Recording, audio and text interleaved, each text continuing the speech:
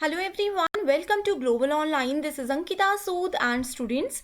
आज की इस वीडियो में हम लोग डिस्कस करने वाले हैं NTA UGC net paper 2 computer science में ऑपरेटिंग सिस्टम यूनिट का एक most important and most repeated topic जिसका नाम है राउंड रॉबिन शेड्यूलिंग।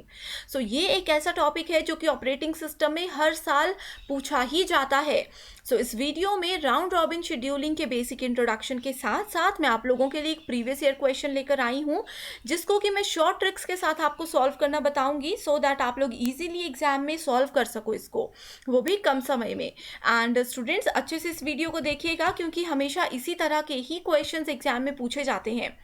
इसी के साथ आपको ये भी पता होना चाहिए कि UGC net paper 2 computer science में ऑपरेटिंग सिस्टम जो है ये है यूनिट नंबर 5 एंड हमारा आज का टॉपिक है सीपीयू शेड्यूलिंग के एल्गोरिथम्स।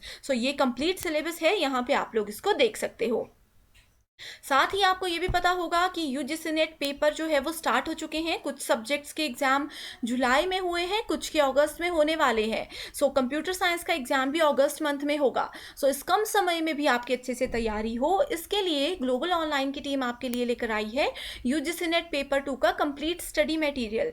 स्टडी मटेरियल में आपको मिलते हैं full syllabus notes and most expected MCQs.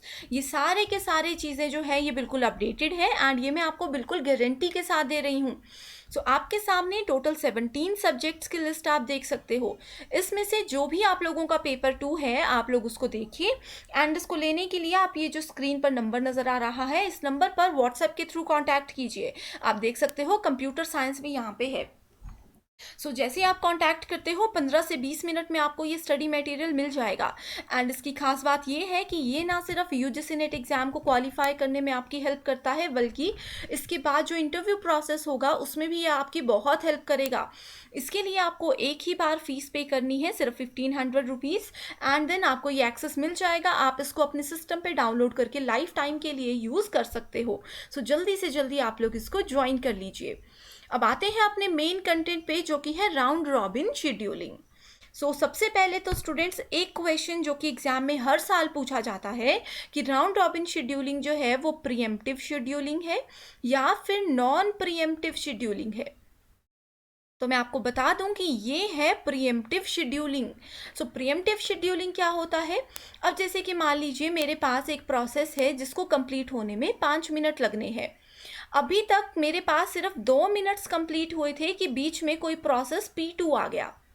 अब ये प्रोसेस को 5 मिनट लगने थे लेकिन दूसरे मिनट में प्रोसेस P2 आ गया जिसको थोड़ा अर्जेंट चाहिए था आउटपुट। तो हमने क्या किया, इस पहले प्रोसेस P1 को रोक दिया एंड प्रोसेस P2 को यहाँ से आगे स्टार्ट कर दिया। एंड जो प्रोसेस P1 का ये रिमेनिंग पार्ट था इसको हम फिर बाद में एग्जीक्यूट करेंगे।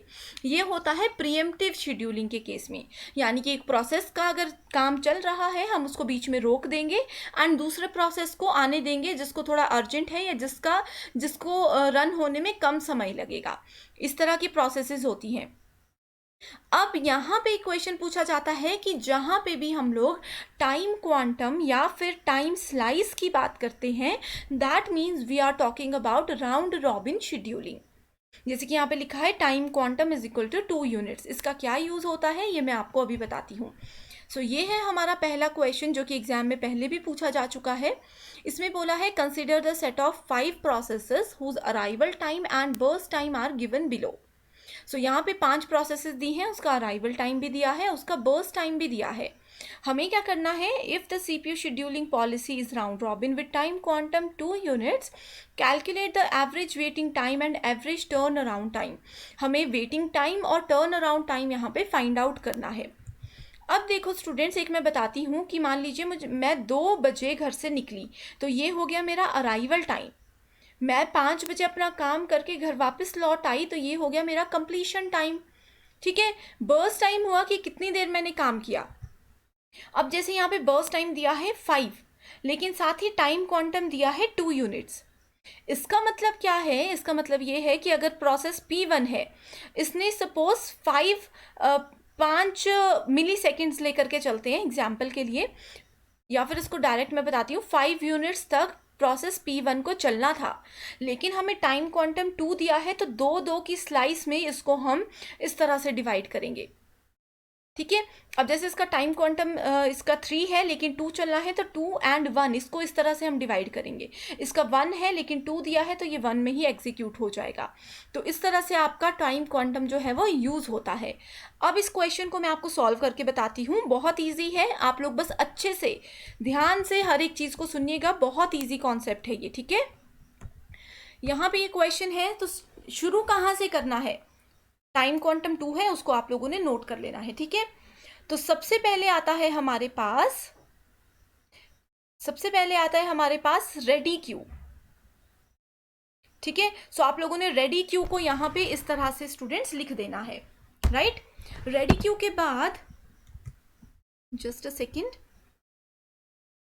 ठीक है, यहां पे आ गया हमारे पास रेडी क्यू, यहां पे आ गया हमारे पास रनिंग क्यू।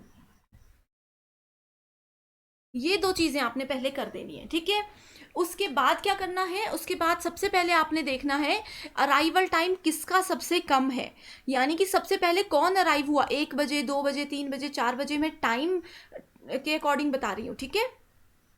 सो यहाँ पे सबसे पहले अराइव होगा 0 यानी कि P1। तो रेडी क्यू में सबसे पहले कौन आ जाएगा? रेडी क्यू में सबसे पहले आ जाएगा हमारे पास P1, ठीक है। सो रेडी क्यू में अगर P1 आ गया, टाइम क्वांटम दिया गया है 2 लेकिन ये चलेगा 5 तक, तो कितना बच गया? 5 में से 2 चले गए, अभी भी हमारे पास 3 बर्स्ट टाइम इसका रिमेनिंग है। तो रेडी क्यू में है, 0 पे चला, हमने P1 को रेडी क्यू से ले आया रनिंग क्यू में, ठीक है। ये कितने टाइम तक चला? ये सिर्फ 2 यूनिट्स तक चला। ये बिल्कुल बेसिक स्टेप है। उसके बाद अब क्या करना है? अब आप देख सकते हो यहाँ पे रनिंग क्यू में देखना है आपने, रनिंग क्यू में 0 से लेकर के 2 के बीच में, रनिंग क्यू में क्या हुआ? 0 से लेकर के 2 के बीच में हमने देखा कि समय काफ़ी ज़्यादा इसने ले लिया, ठीक है। सो 0 से 2 के बीच में जब तक P1 रन हो रहा था, तो 0 से 2 के बीच में और कौन कौन सी प्रोसेसेस आ गई? P2 and P3। यानी कि जब तक P1 रनिंग क्यू में था तब तक रेडी क्यू में 2 और प्रोसेसेस ऐड हो गई जिसका नाम है P2 एंड P3। ये दोनों इस बीच ऐड हो गई, ठीक है। अब क्या करना है? क्योंकि आप देख सकते हो कि P2 जो कि 5 यूनिट तक चलना था अभी तक सिर्फ 2 यूनिट तक चला, यानी कि इसमें 3 यूनिट्स अभी बाकी हैं। इसका मतलब ये है कि अभी तक कंप्लीट नहीं हुआ है, तो इसको हम कहाँ ऐड कर देंगे? फिर से P1 को हम रेडी क्यू में ऐड कर देंगे, ठीक है। सो आई होप इतना कॉन्सेप्ट आप लोगों को बिल्कुल क्लियर हो चुका है। अब हमें क्या करना है? अब हमें रेडी क्यू को ही देखना है सबसे पहले। सो रेडी क्यू में P2 है P1 के बाद, तो हम P2 को कहाँ शिफ्ट कर देंगे? P2 को हम रनिंग क्यू में शिफ्ट कर देंगे। P2 को हमने रनिंग क्यू में शिफ्ट कर दिया। उसके बाद क्या हुआ? P2 ने चलना था 3 यूनिट्स तक, लेकिन हमें क्योंकि टाइम क्वांटम 2 दिया गया है तो हमारे पास अभी भी 1 टाइम क्वांटम जो है वो बाकी है। सो 2 यूनिट्स चला तो ये आ गया हमारे पास 4 यूनिट्स। अच्छे से इस चीज़ को देखिएगा, मैं इसलिए बहुत स्लो आप लोगों को बता रही हूँ। अब यहाँ पे देखो, जब तक प्रोसेस P2 रन हो रहा था, यानी कि 2 से 4 के बीच में जब तक प्रोसेस P2 रन हो रहा था, तब तक रेडी क्यू में कौन कौन सी प्रोसेसेस आ गई? 2 से 4 के बीच में कौन है? 3 भी है, 4 भी है, यानी कि P4 भी रेडी क्यू में आ गई एंड P5 भी यहाँ पे रेडी क्यू में आ गई है, ठीक है। एंड ये एग्जीक्यूट अभी हमारे पास पूरा नहीं हुआ है, तो हम वापस से क्या करेंगे? P2 को यहाँ पे ऐड कर देंगे रेडी क्यू में। इस तरह से ये चीज़ें काम करती हैं। तो जैसे जैसे स्टूडेंट्स आपकी रेडी क्यू रेडी होती जाती है, रनिंग क्यू ऑटोमेटिकली रन हो जाएगी। अगर आप ये टॉपिक फर्स्ट टाइम देख रहे हो तो आपको हो सकता है कि रेडी क्यू को क्रिएट करने में, जनरेट करने में थोड़ा कन्फ्यूजन हो सकता है, लेकिन ये बहुत ईजी है। इसीलिए मैं कलर्स चेंज कर रही हूँ पेन के, ताकि आपको पता लगे कि फर्स्ट सेट में हमने ये किया, दूसरे सेट में हमने ये किया। अब P2 हो गया, इसके बाद कौन सी प्रोसेस आ जाएगी? यहाँ पे आ जाएगी इसके बाद P3 टाइम क्वांटम 2 है, लेकिन ये क्या है? सिर्फ एक ही है, तो 4 से ये जाएगा सिर्फ 5 तक। तो P3 पूरा एग्जीक्यूट हो चुका है, तो इसको हम पूरा का पूरा यहाँ से डिलीट कर सकते हैं, ठीक है। P3 के बाद कौन सी प्रोसेस है रेडी क्यू में? P1। इसके बाद है P1, ठीक है। सो हमने यहाँ पे P1 को ऐड कर दिया इस तरह से। P1 में कितना टाइम बाकी है, P1 में अभी 3 यूनिट्स बाकी है, लेकिन टाइम क्वांटम 2 रहेगा, तो फिर से अभी हमारे पास रह गया 1। तो 5 के बाद हम आएंगे 7 पे, P1 अभी भी बाकी रह गया, सो P2 के बाद हम वापस क्या करेंगे, हम लोग वापस से P1 को यहाँ पे ऐड कर देंगे। ठीक है, P2 के बाद वापस से हमने क्या कर दिया, P1 को ऐड कर दिया। अब स्टूडेंट्स वैसे ही मैं कह रही हूँ कि रेडी क्यू अगर आपकी कंप्लीट अच्छे से बनती जा रही है तो रनिंग क्यू आपके लिए बहुत ही ज़्यादा ईजी हो जाती है। ठीक है, अब नेक्स्ट स्टेप में P1 के बाद क्या है, P1 के बाद है हमारे पास P4। सो P4 पे आएंगे तो P4 का टाइम कितना है 2, एंड हमारे पास यूनिट भी दी गई है 2, तो ये भी जो है पूरा का पूरा यहाँ पे एग्जीक्यूट हो चुका है, तो इसको भी हम डिलीट कर देंगे। सो P4 यहाँ पे आ गया, ये आ गया यहाँ पे 9 हमारे पास। ठीक है, P4 के बाद रेडी क्यू में क्या है, P5, इसके बाद P5 है, सो P5 को हम यहाँ पे लिख देंगे। ठीक है, P5 का यूनिट है 3, लेकिन हमें 2 करना है, तो अभी भी 1 हमारे पास पेंडिंग है, तो 9 के बाद 11, क्योंकि 1 अभी तक पेंडिंग है तो हमने P5 को फिर से यहाँ पे लिख दिया। ठीक है, जैसे देखो P4 एक ही बारी में कंप्लीट हो गया ना, P3 एक ही बार में कंप्लीट हो गया, तो इसको हमने वापस रेडी क्यू में नहीं रखा, लेकिन P5 3 यूनिट्स थे, इसका 1 यूनिट बाकी रह गया, तो इसको हम लास्ट में ऐड कर देंगे। वैसे ही जैसे जैसे यूनिट्स बचते जाएंगे हम इसको आगे आगे ऐड करते जाएंगे। ठीक है, P5 के बाद आप यहाँ पे देख सकते हो P2। ठीक है, P2 में अभी कितना बाकी है, P2 में सिर्फ 1 यूनिट बाकी है, यानी कि हम इसको लिख देंगे 12। P2 के बाद क्या आता है हमारे पास, P1 आता है, P1 में कितना यूनिट बाकी है 1, सो यहाँ पे लिख देंगे 13। ठीक है, उसके बाद आता है हमारे पास P5 में कितना यूनिट बाकी है 1, तो इसको भी यहाँ पे हम यूज कर देंगे एंड लिख देंगे 14। सो इस तरह से काम करता है राउंड रॉबिन शेड्यूलिंग।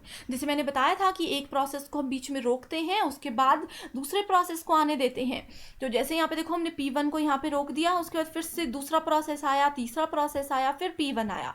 P1 यहाँ पे भी कंप्लीट नहीं हो पाया था, तो फिर से यहाँ पे हमने P1 को रेडी क्यू में ऐड किया एंड इसको हमने एग्जीक्यूट किया। ठीक है, सो इस तरह से हम लोगों को ये चीज़ें यहाँ पे ऐड करनी होती हैं। आई होप ये जितना भी कॉन्सेप्ट है ये आप लोग अच्छे से अभी समझ चुके हो। इसमें अगर आपको डाउट है तो आप लोग क्या कीजिए, आगे इस वीडियो पे जाने से पहले इसी चीज को आप अच्छे से रिपीट कीजिए, उसके बाद ही आगे बढ़िएगा। ठीक है, सो अब नेक्स्ट क्या करना है, नेक्स्ट आप देख सकते हो क्वेश्चन में क्या पूछा गया है। क्वेश्चन में पूछा गया है टाइम क्वांटम 2, इसका हमने यूज कर दिया। अब हमें कैलकुलेट करना है average waiting time and average turn around time. तो इन दोनों के लिए फॉर्मूला होते हैं। ठीक है, पहले हम निकालते हैं टर्न अराउंड टाइम। सो टर्न अराउंड टाइम का फॉर्मूला होता है exit time minus arrival time. ठीक है, exit time minus arrival time, ये होता है टर्न अराउंड टाइम हमारे पास, यानी कि इसको एग्जिट टाइम की जगह हम कंप्लीशन टाइम भी बोल सकते हैं। अब टर्न अराउंड टाइम मैं आपको एक प्रोसेस का बता देती हूँ। अराइवल टाइम गिवन है, कंप्लीशन टाइम P1 कब कंप्लीट हुआ ये आप लोगों को पता होना चाहिए। P1 कब कंप्लीट हुआ, P1 13 पे कंप्लीट हुआ है, तो इसका क्या होगा 13 माइनस P1 अराइव कब हुआ, 0 पे अराइव हुआ, तो आंसर आ जाएगा 13। ठीक है, अब जैसे P2 का अराइवल टाइम 1 है, P2 का कंप्लीशन टाइम क्या है, सो P2 का कंप्लीशन टाइम है 12, यानी कि देखो यहाँ पे आप देख सकते हो,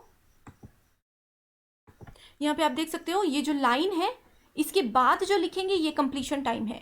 जैसे कि P5 का कंप्लीशन टाइम 14 है, ठीक है, P4 का कंप्लीशन टाइम 9 है, इस तरह से आप लोग देख सकते हो। राइट, सो यहाँ पे इस तरह से आप देखोगे, फॉर्मूला मैंने आपको टर्न अराउंड टाइम का बता दिया। उसके बाद हमें निकालना है waiting time. So waiting time क्या होता है, वेटिंग टाइम होता है turn around time minus burst time. So burst time given है, टर्न अराउंड टाइम हमने ये निकाला, इसके लिए कंप्लीशन टाइम भी हमने यहाँ पे निकाला था एंड अराइवल टाइम जो है ये हमें गिवन है। ठीक है, सो इसी तरह से आगे बढ़ेंगे तो यहाँ पे आप देख सकते हो ये मैंने फॉर्मूला लिखे हैं, ये जो अभी तक हमने रेडी क्यू बनाई थी, ये जो हमने रनिंग क्यू बनाई थी ये है। ठीक है, इस तरह से आप देखोगे एग्जिट टाइम मतलब इसको हम कंप्लीशन टाइम भी बोल सकते हैं। ठीक है, ये टर्न अराउंड टाइम है, फॉर्मूला यहाँ से यूज़ कीजिए। वेटिंग टाइम है turn around time minus burst time, यहाँ पे आप इसको देख सकते हो, इस तरह से डायरेक्ट आंसर आता जाएगा। अब नेक्स्ट स्टेप में क्या करना है, क्योंकि क्वेश्चन में पूछा गया है एवरेज। अब आपको पता है कि एवरेज किसी भी चीज़ की कैसे निकालते हैं, कि जो टोटल आया है डिवाइडेड बाय टोटल नंबर कितना है। So average turn around time क्या होगा, 13 + 11 + 3 + 6 + 10 डिवाइडेड बाय 5। तो यहाँ पे देखो इन सबको हमने डिवाइड किया, डिवाइडेड बाय 5 = 8.6 यूनिट्स। वहीं पे एवरेज वेटिंग टाइम क्या है, 8 + 8 + 2 + 4 + 7 डिवाइडेड बाय 5 = 29/5 = 5.8 यूनिट्स। सो ये है हमारा इसका आंसर। आई होप आप लोग इसको अच्छे से समझ चुके हो। एंड स्टूडेंट्स, मैं एक चीज़ फिर से बता दूं कि अगर आप लोगों को फर्स्ट टाइम ये पढ़ रहे हो एंड आपको क्लियर नहीं है कॉन्सेप्ट, तो ये नहीं समझना है कि ये कॉन्सेप्ट डिफ़िकल्ट है, क्योंकि फर्स्ट टाइम में बहुत कन्फ्यूजन रहती है। तो आप इसको 1 से 2 बार इसी क्वेश्चन को खुद प्रैक्टिस करो। उसके बाद आप लोगों के लिए एक क्वेश्चन मैं लेकर आई हूँ जो कि है होमवर्क क्वेश्चन। इसको आप ट्राई कीजिए, अगर आ जाता है तो बहुत अच्छी बात है, नहीं आता है तो आप मुझे कमेंट करके बताइए। मैं नेक्स्ट वीडियो में इस वाले क्वेश्चन का ही सॉल्यूशन आपके लिए लेकर आऊँगी। उस पे जाने से पहले स्टूडेंट्स मैं आपको बता दूं कि पेपर 1 जो कि कॉमन होता है एंड बहुत स्कोरिंग पेपर होता है, इसकी हेल्प से आप लोग अपना JRF क्वालिफाई कर सकते हो। सो इस कम समय में आपकी पेपर 1 की अच्छी तैयारी हो, इसके लिए हम आपके लिए लेकर आए हैं 30 डेज टेस्ट सीरीज। सो ये टेस्ट सीरीज में आपके पेपर 1 के 10 यूनिट्स हम कंप्लीट कवर कराते हैं। सो 10 यूनिट्स के गारंटीड क्वेश्चंस आपको मिलेंगे, जिसमें most important, most expected questions भी इंक्लूडेड है। एंड ये जो टेस्ट है ये आपको विद सॉल्यूशन मिलेगा। सो अगर आपकी बिल्कुल तैयारी नहीं है पेपर 1 की, तो आप सिर्फ ये 30 डेज टेस्ट सीरीज को अटेम्प्ट कीजिए, आपका पूरा पेपर 1 कवर हो जाएगा एंड आपको आइडिया लग जाएगा कि कैसे क्वेश्चन एग्जाम में पूछे जाते हैं। एंड अगर आपकी पेपर 1 की तैयारी हो चुकी है तो ये आपके फाइनल रिविजन के लिए आपकी बहुत हेल्प करेगा।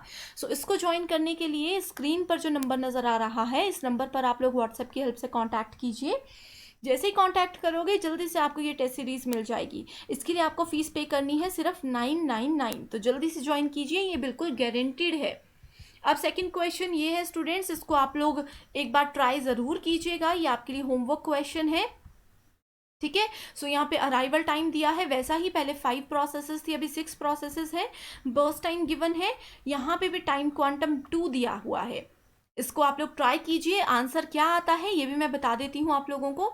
इस तरह से आप लोगों ने देखना है, ये इसका सॉल्यूशन है, राइट। अगर नहीं क्लियर है, कहीं पे भी कोई डाउट आपको रहता है, ये रेडी क्यों है, ये आपकी रनिंग क्यों है, कहीं पे कोई डाउट रहता है तो बताइए मुझे, मैं नेक्स्ट वीडियो में इसी क्वेश्चन को डिटेल में एक्सप्लेन करूँगी। So thank you so much for watching this video and I wish you all the very best. I hope आपको ये वीडियो पसंद आई है।